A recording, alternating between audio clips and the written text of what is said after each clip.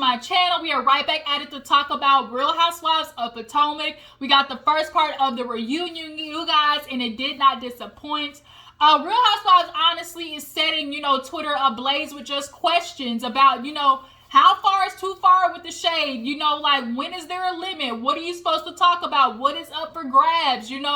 This conversation, we know how this reality TV shit works. Like, what you have, your skeletons that are in your closet, hey, bitch, if I see them, that means they up for grabs. And, I can use them as, they fair game. So, is Candace necessarily doing something that, is just out of bounds, and why is she catching so much flack? So we're just going to talk about the reunion and get into everything and just kind of, discuss it. I took a little notes here. I usually, go off the top of the dome, but it was just so much. I was like, okay, for the first time, I'm just going to write the shit down. So, Real Housewives of Potomac, y'all, drop it in the comments. Let me know that you stopped by. Tell me how you feel. Do you guys feel like Candiace's, backlash is warranted? Or do you feel like, people need to understand, don't start none, won't be none, and if you can't handle it, take your ass out the ring. So, all right, you guys. So, we open up with, let me go find the right page. Let's see. Of course, Andy is going around, oh my gosh, I'm so sick of these damn spam calls.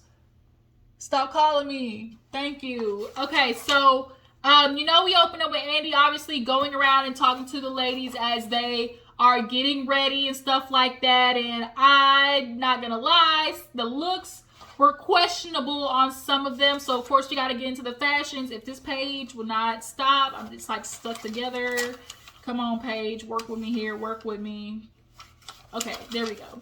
All right, so like I said, Andy was, going around talking to everybody. We get to the stage, and of course, we do introductions. He goes around asking everybody how they're doing.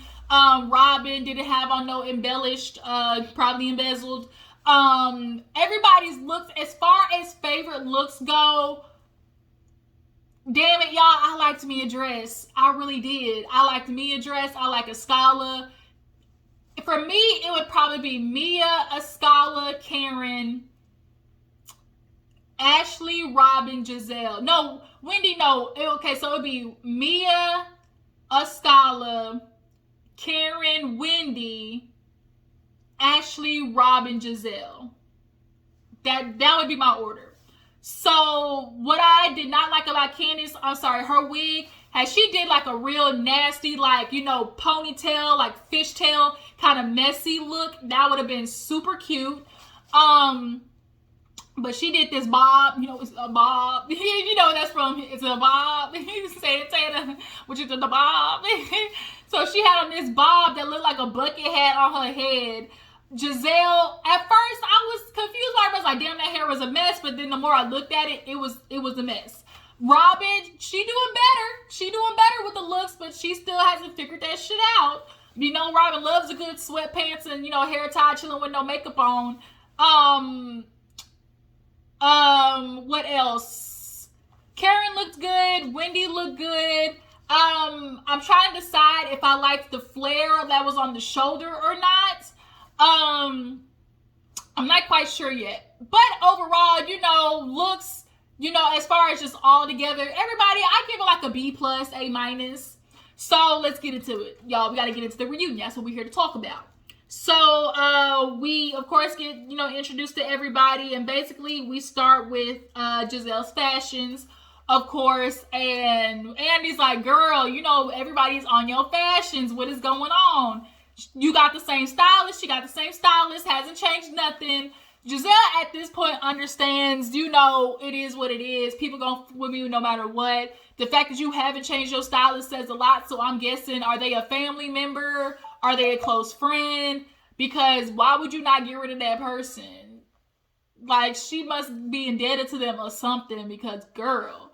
Of course, everybody had their opinions. Candace was like, everything you wear is just not for me. She's like, everything you wear ain't for me. But she's like, but what I wear is for others.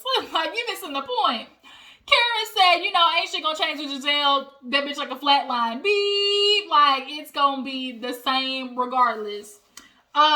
She said she's consistent. That's what it was. She consistent. So after that, Nikki, Andy was talking about, Real Housewives of Potomac taking off. Nicki Minaj, she, was a huge fan, so she did the video. So I guess at this time, basically, they're like, just kind of putting on that Nikki couldn't make it, I guess, to get like a good reaction for TV of them being surprised that she showed up. So Nikki does the video. Then we get into, Mia being the new lady in the group, being a new addition. How does she feel about it? You obviously, run the tape. We run her, highlights of the season.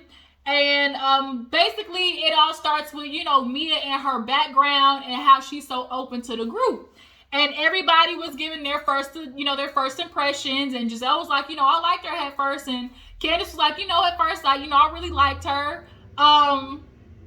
But the problem was, Mia likes to lie. Not only does she lie, but she lies. Like, the lies that are so obviously lies, she's like one of those liars. There's a difference where you can sneaky lie and you can get away.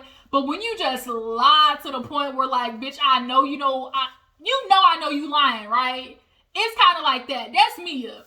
So, the first impression, Zell was like, yeah, I love Mia because she just owned it. And Candace was like, did she really though? And she was like, what you mean? She was kind of lying. She's like, she told lies. She was like, yeah. So Mia's like, oh, I'm a liar. Like, tell me what I lied about. And so then they get into, her not being able to own her shit because she's like, girl, you kind of lied, about being a dancer, your surgeries. Girl, you talking about you had your clit done.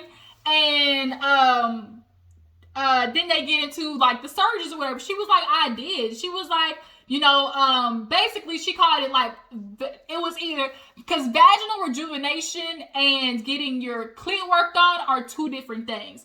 Vaginal rejuvenation is actually where they go in and use like a probe to like tighten the muscles of, the vaginal wall. But getting your clit done, that's something different. They, they do a little snip, snip, snip here and there. Basically, they cut the beef curtain. If you know what I'm talking about, that's what happens in,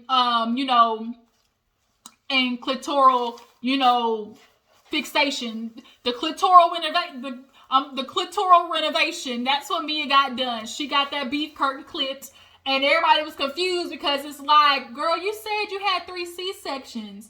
So why you getting your vagina done? She's like, I just wanted it done. Mia's like, bitch, you like sex. Basically, at this point, what we noticing is you was working real hard at your job at the gentleman's club. You was putting in that work. Work ain't honest, but it pays the bills. Mia was getting that back blown out consistently, and so her vagina had to pay a price. Okay.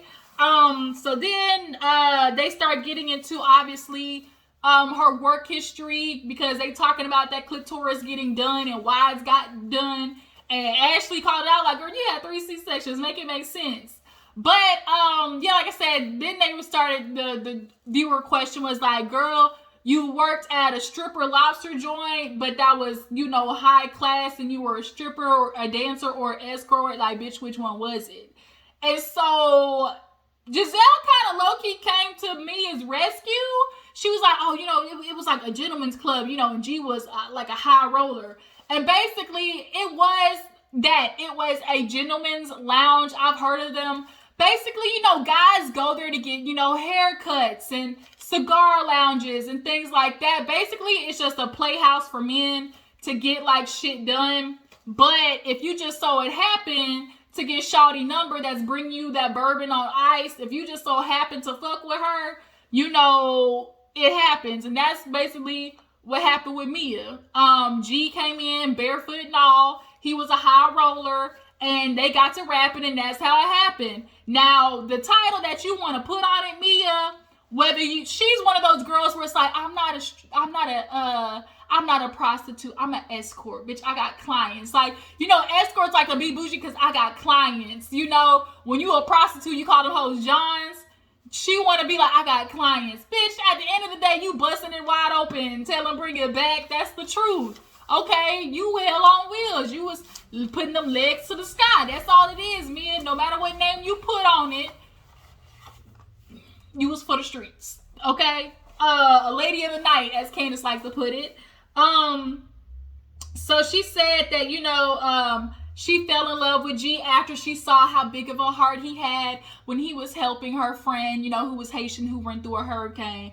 So you saw how big of a heart he had, after he started helping your friend out. So, i.e., you saw how big of a pocketbook he had.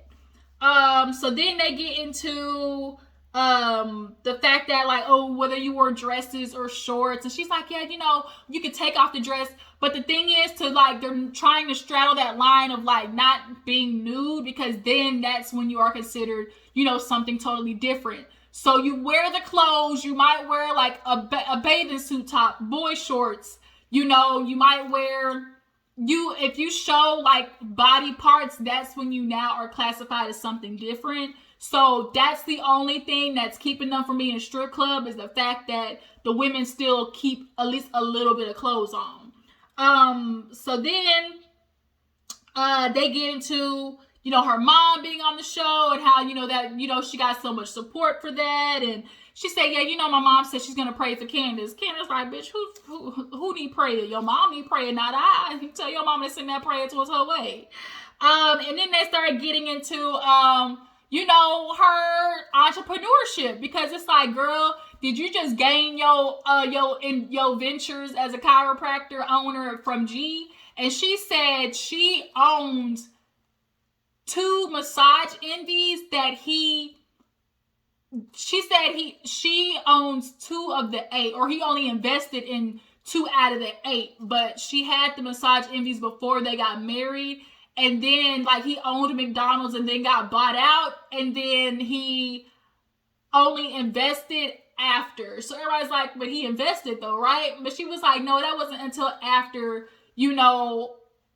after she already had it. But bitch, at the end of the day, like, G was involved. Whichever way you want to put it. So then they get onto the fact that, Mia this season, you're a flip-flop. One moment you say Gizelle has good heart, then the other moment you call her fake ass bitch. Like, it's confusing. And so they get into the fact that, she was talking to Karen, and Karen was basically giving her the lowdown on Gizelle and Robin before she met with them. And Gizelle kind of felt like she was basically grooming her, like basically, trying to make her low-key pick sides. And Karen was like, no, I can tell her something, but she's a grown-ass woman, like, she ain't attached to the hip. Low-key kind of throwing shade at the fact that Robin up your ass. Like Karen said, she all up in Gizelle Bush, munching and crunching, and it's starting to get old. Okay? It really is. So yeah, Gizelle, she a flip-flopper. She basically said that, I just speak what I feel at the moment. This moment I might like her, but if she does something tomorrow, then I might hate her. It is what it is. And I guess that's kind of true. Like, bitch, I can fuck with you today, but do something to me tomorrow, and girl, hit that block list. So then they move on to Gizelle. They start, getting to her history, her highlights. They play the season, and then they just get into, they start getting into Gizelle, her casually dating. She's been messing around, with a commentator. So does he know Wendy or not? Wendy was like, a dude told me he talked to her, but I don't know if the same dude that she talking about. And Giselle's like, oh no, you don't know him. And so everybody's like, oh, you talking about Van? And she was like, not Van. And so Wendy threw some shade on that bitch talking about, she was like, Van, no, Andy was like, oh, would Van ever date Wendy? Would Van ever date Gizelle? She was like, no, Van likes women of integrity. Everybody was like, and like, damn, Wendy, everybody was kind of like, yikes, not expecting that one. So then, so then we get into the home improvement, y'all. They start talking about Giselle's house, how it's the west wing, the north, south, east wing, and all them wings look motherfucking different. It is a mess in Giselle's house. Ronald McDonald had a cabin, E-I-E-I-O, like, it was tragic. And of course, Robin coming to her defense, Robin can't let her friends sink without her throwing a life vest. she talking about it's not that bad, you know, the 4-year is bringing it together. And Andy's like, well, but what about them purple walls? Because them purple walls ain't matched with shit, okay?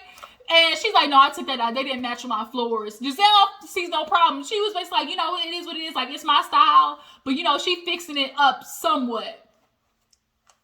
Just hire an interior decorator. Like, why is it so hard for you to want to try? And, of course, everybody's like, Gizelle ain't got to try. She got pretty privilege.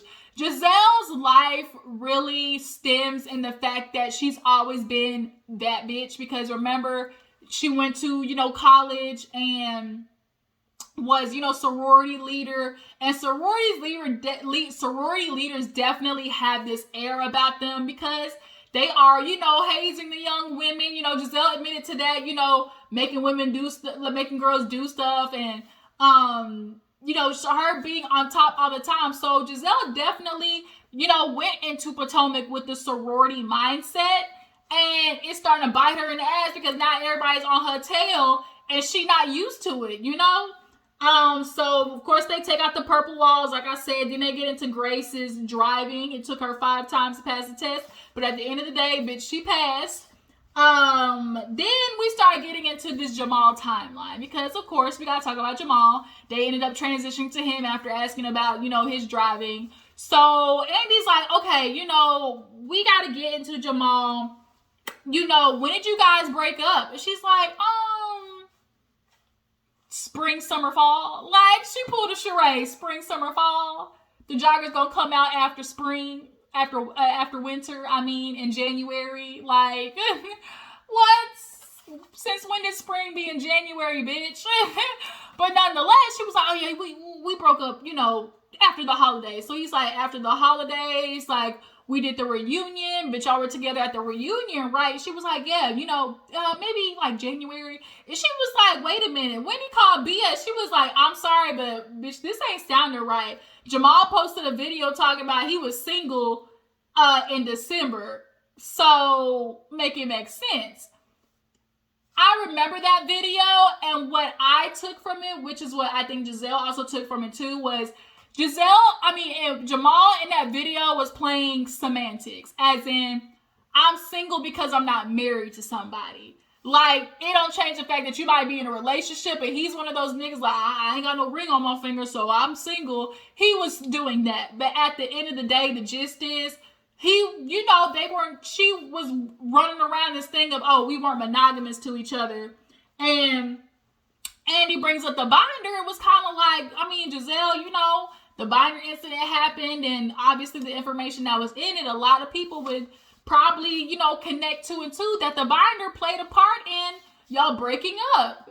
And she was like, oh, you know, the binder, the information in it, you know, it wasn't news to me. Like, this was all stuff that I already knew. So then it's like, okay, you already knew that, so were y'all not together during the reunion? Obviously, we know that Jamal Gizelle shit was fake, but we basically playing along for the sake of it. If they really were together, like, she was just like, we weren't monogamous. So I was like, what? We were just working on it. That's what it was like, girl, then you weren't really together. Kieran was like, so that means you agreed to be the side bitch? Like, you agreed that you were, like, you noticed that you were going to be the other woman?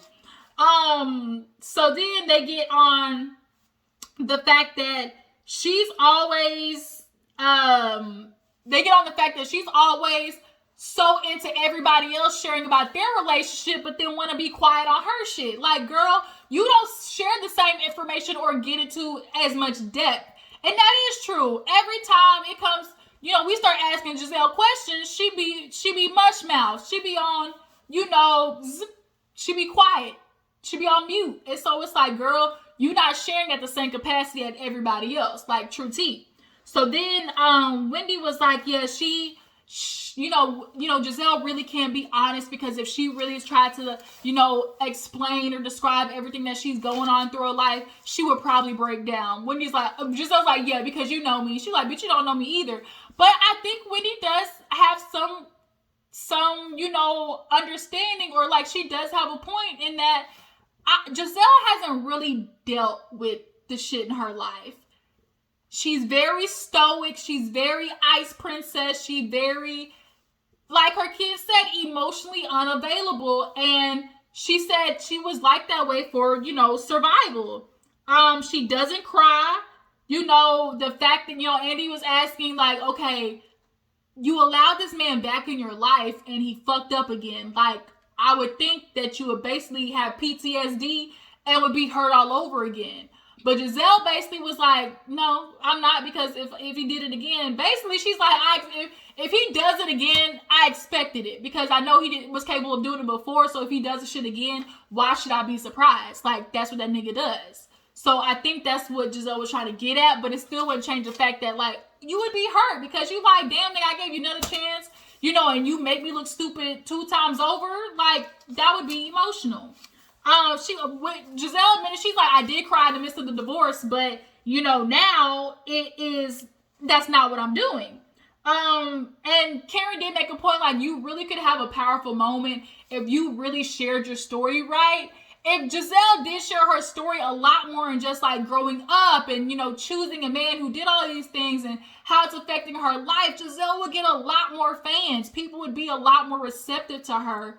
But she don't want to put that shit out there because she knows it's also fair game and she can't deal with that.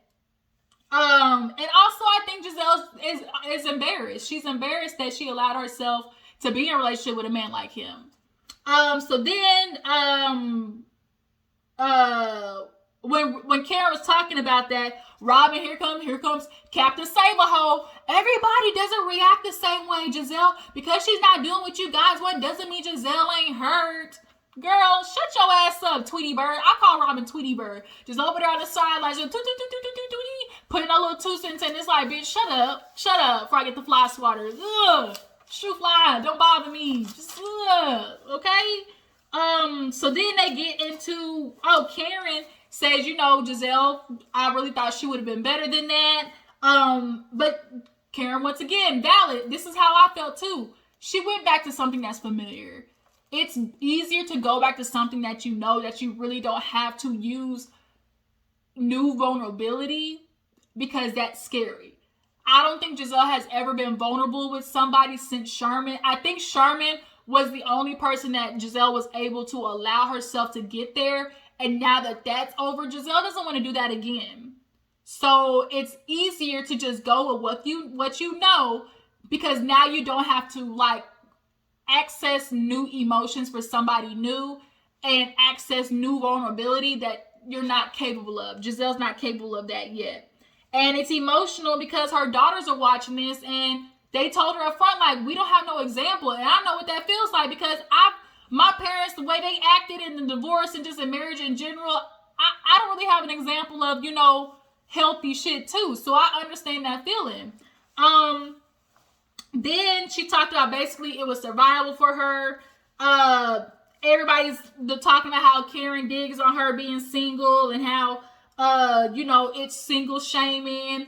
Basically, you gotta attack a bitch where it hurts. And for Gizelle, she sees value in having a man, so bitch, I'm gonna attack that because you ain't never had a man. But you constantly want to come after everybody else's marriage. And Karen was like, bitch, those confessionals are therapy. I took shit for years with Gizelle. And it's like we all of a sudden forgot. Gizelle used to be a master bitch. Like, Gizelle was going ham on a lot of people. Like, did we really forget, like, the shit that Gizelle and Robin and Ashley did at one point? So, then we move on to Estala coming. Her fashions, obviously, everybody's like, bitch, you serving looks. She was styled Gizelle, and Gizelle's like, I don't care. Like, I don't care. And Andy was laughing because he's like, bitch, you just keep on rolling. Then we get to Candace section. And basically, we run through the flash, through the highlights, and we get to her album and, who listened to it. Everybody listened. Ashley claims she ain't listened, but I don't know if I really believe that. But she said she put her foot in it. Okay, she put her foot in Coffee and Love. So then we get to her Chris being husbander and, that playing out on the show. And Andy's like, well, do you pay him? She's like, I pay in love. And me is like, if you pay for sex, that's called prostitution. I only speak on things I know about. And she was like, right, being a hoe. And it was kind of like, me, do you know you just shaded your own goddamn self? Bitch, you admitted to bitch fucking for money. Like, you low-key snitched on yourself. I think Mia is trying so hard to read that it's just not landing. Like, bitch, you just talked about yourself. Like, girl, like, yeah, make it, like, you might want to work on them skills. So then, of course, everybody starts giving their opinions on Chris and how they felt like he was riding coattails and, you know, basically allowing Candace to run everything. And Ashley started being like, well, Chris, obviously during the pandemic, he was affected with the restaurant. And what I'm seeing is him gaining weight and drinking a lot more. Candace was like, bitch, he drinks like that all the time.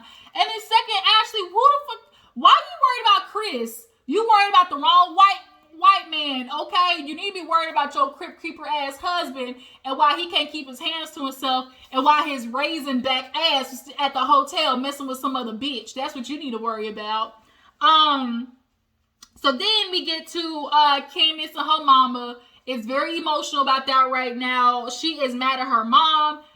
Chris is hurting after the fact that we see Dorothy was acting a plum fool at that video shoot. A plum fool. And it's the mama on the deed too. Is the mama on the deed? Y'all think she on the deed? Candace was like, my mom always likes to feel involved somehow. So it's like, why does your mom feel like she's involved is the question. And that's true. Candace's mom does have this thing where she needs Candace to be dependent on her so she can feel like she's running something. I think we need to dig into Candace and Dorothy's relationship a little bit more because I think Candace is dealing with a lot of stuff with her mama emotionally as having her as a mother. I can imagine like that shit was rough probably having Dorothy as a mom. She holds on a lot of emotion and she takes it out. She's very passive aggressive with her words. So then she's like starts crying because she's like, I don't know what I'm gonna do. Like, she feels hurt that Chris is like dealing with this and she feels out of place because it's like the in-laws watch and when I go over there to their shit for holidays, what am I gonna say?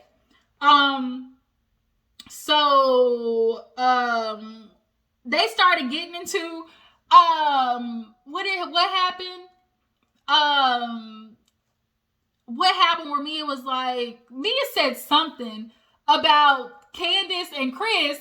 And Wendy was like, are you talking? Shut up. And Mia was like she was like, damn. So then we get into Mia and this, this low budget shit, basically. Mia was like, oh, when you invite people, I want it to be greeted. So that's the difference between something that's high budget and low budget is because somebody greets you. Like Candace said, bitch, y'all are extras. Y'all are not the concern. The concern is, I need to get this shit done before the sun goes down. So, take your ass over there to the snack table and chill the fuck out. So then, Candace gets into, whether she was unaware about Mia's, mom. She said she wasn't because the yo mama situation, everybody is feeling like, damn, Candace, like you went kind of heavy. Like, why are you going so hard on Mia? And, the whole salad throwing situation, like how that went, like everybody's feeling like Candace escalated the situation. And Mia, they talked about basically Mia being a hypocrite because, damn, I wrote Mia as a hypocrite. Why did I write that down? Why did I write that down?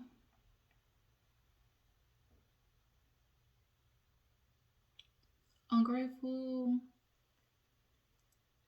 I don't know why I wrote that down, Mia being a hypocrite. But Candace starts explaining like the whole yo mama thing. She was like, bitch, that was light shade.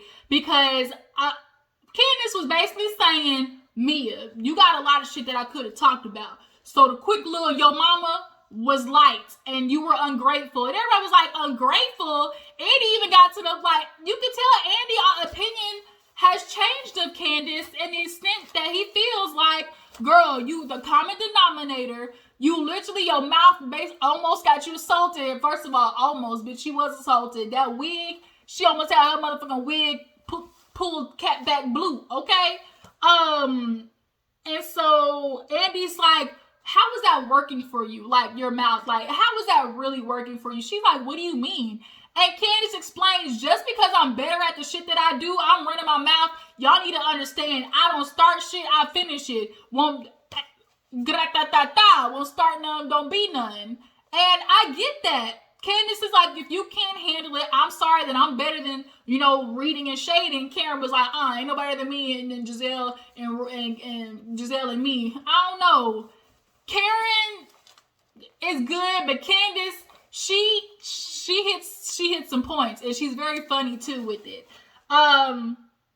So Andy's like, why do I keep waking up to people talking about fire her? And she was like, bitch, they say fire everybody. He was like, but no, just simply on the fact of your mouth, like, people are ready, like, to see you go. And Gizelle starts, butting in, saying, like, you change, like, you go for the jugular, like, it's something different. Sometimes I don't even see you in there. She's like, bitch, no, I'm there. It's just good. And so she's like, I just really want you to pull back. There's a point to be made with Candace in the fact that what she's doing is not nothing new. We've seen this multiple times. Like she said, hello, my mouth, welcome to the stage. That's what we're here to do.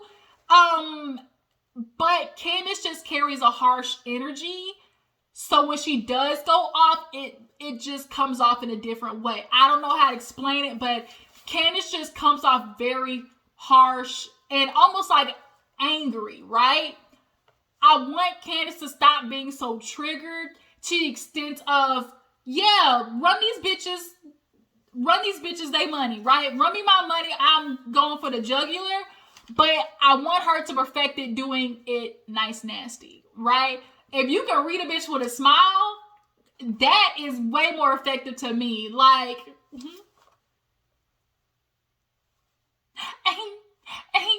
and then read that bitch, right? And because then it stays more focused on the read and not being distracted about how you're doing it. Not what you're doing, but how you're doing it. And Candace, that's what they're doing with you. They're stuck on the how you're doing it versus, the what you're saying, like more of, like the what you're doing, right? And I just want Candace to figure out a way to be able to not bite the head off and keep going. Just take a bitch arm off and walk away. Like, that to me is way more effective. And it'll stop giving these ladies something to latch onto. They get at you because of your reaction, and like, stop giving these bitches something to hold on to is what I'm meaning. Like, Candace, I think, grew up being hushed by her mom, feeling maybe not heard. And Candace has this thing where she fights to the death. She fights to the death instead of, just going and laying back. And I really feel like that would help. But the fact that Andy was like low-key on her, it was kind of like, oh, we see how you feel. Okay. But Candace was right. Don't start, there won't be none. I don't start, but I finish it. And I can't help the fact that you hoes can't keep up. So all of a sudden, Gizelle was like, with the things that you say, Candace, if Mia had clocked you, I just would have been like, and that was the clip that went around to everybody, like, damn, Gizelle, that's real funny how you switch up on a hoe. And everybody said that, Candace. Everybody said, watch these bitches switch up on you. Oh my God, why is everybody calling me right now? We all knew Robin and Gizelle was going to switch up on her, and that's literally what's happening. Because how all of a sudden do you change from, oh, what happened to you was atrocious to, bitch, if you got clocked, it is what it is, right? They moved from that to Candace being like, okay, you know what? I don't care about none of that. What I do care about is Mia, the fact that you were trying to put your mama relapsing on me, bitch, don't do that. That's unfair. That's uncalled for, because at the end of the day, your ass brought your mama on here. Oh my gosh, what is this mess? It's like everybody's just calling me. Your ass brought your mama on this show to parade her for a storyline. She's like, my mama wanted to come on here and tell her story. Bitch, did she? Did she? Because she started crying 2 minutes in to talk about how your daddy was abusive, put her on drugs, and was cheating downstairs, which is why your ass got burnt. So the truth is, if your mama relapsed, that shit would have been on you. And I think she knew that. And that's why she had to put it on somebody else, because she didn't want to carry that guilt. So it ended right there with basically Candace telling her to back the fuck off me, and your mama, you the reason your mama would have relapsed. So next week, Wendy's gonna get in that ass. Hell, she was getting in Gizelle's ass this episode too, when Andy was like, you know, Gizelle cheated on you again, when he said multiple times. Wendy, at this point, in the beginning, she was fighting with gloves on. But since Gizelle brought Eddie into this bitch and started being messy, Wendy said, gloves off, bitch, we duking this out. And Gizelle, you losing. You losing real bad. So, Potomac, y'all tell me how you feel about the reunion. What do you guys think about the fashions, the looks? Do you guys feel like I said, is Candiace, is she justified? Is she overboard? Do you feel like, we know what Candace too, I want you to understand this. It's okay that you got all this mouth. Absolutely, because you got to back these bitches up off you. I just need you to be able to, if a fight happens, to be able to back that shit up. Because not everybody is going to use words, as we've seen. I need you to be able to back your shit up. If you're going to talk, if you're going to be able to talk the talk, I need you to be able to walk the walk. Because should the day come that, once again, your ass get bopped because you are using your words, now I'm not saying that it's warranted, but I'm just saying you running your mouth is going to play a part in whether a situation gets escalated or de-escalated, right? And if your words escalate a situation to the extent that a girl want to start throwing hands, I'm going to need you to be able to back that shit up. That's it, okay? That's all. Follow my Instagram and Twitter. Make sure y'all keep in tune. We're going to talk about Black Ink Crew Chicago next. And I will catch y'all guys later. Deuces.